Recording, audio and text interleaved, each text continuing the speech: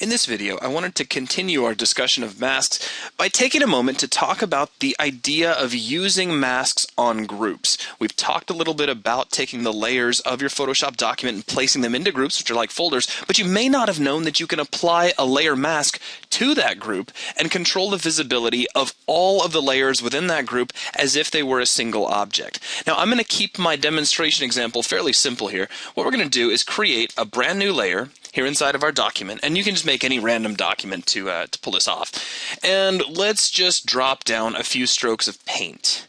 It doesn't really matter what we're doing. I'll just make a couple of nice little green stripes in this case. Then I'll drop down another layer and pick a different color.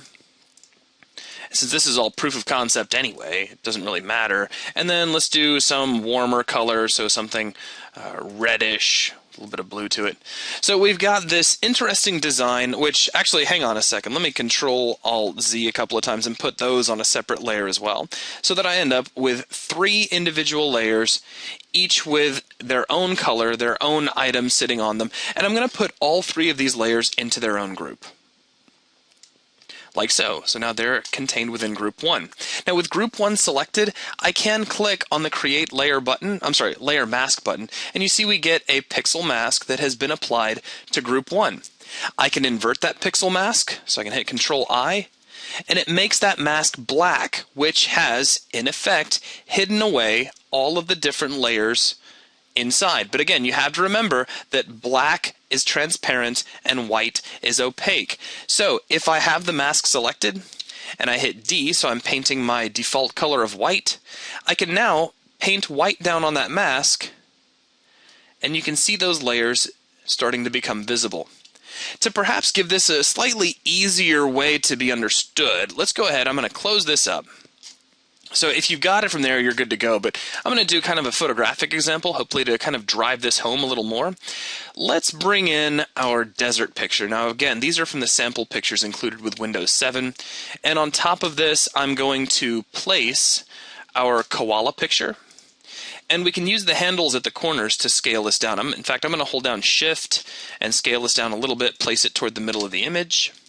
We'll go to File, Place Again, and we'll bring in the tulips picture. Once again, I'll hold down Shift and drag in at the corner and just kind of stack this somewhere on top. And I'll bring in one more just for the fun of it. We'll bring in the hydrangea and scale that down as well and stack that up here. So I have this nice little stack of pictures, and I'm going to take the hydrangeas, the tulips, and the koala, and we're going to put them all into a group, and then I can take that group and apply a pixel mask to it. Now, if I select that mask and select a foreground color of black, which I'm actually going to do just by hitting the X key, and that reverses my foreground and background colors, I can get my paintbrush out and start painting black around the outer edges of these pictures, and it looks like they're being erased. But what I'm doing is masking all of them out at the group level as if they were all a single image.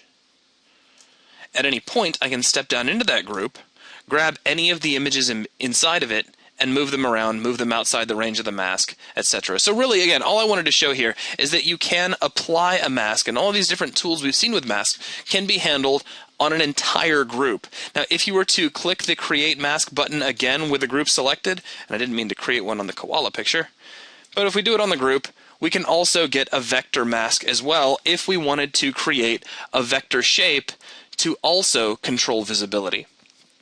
So it's a very, very simple example, but if you do need to control the visibility of a group of objects as a single unit, remember that you can place these masks onto an entire group. That will wrap up this video. Thanks a lot.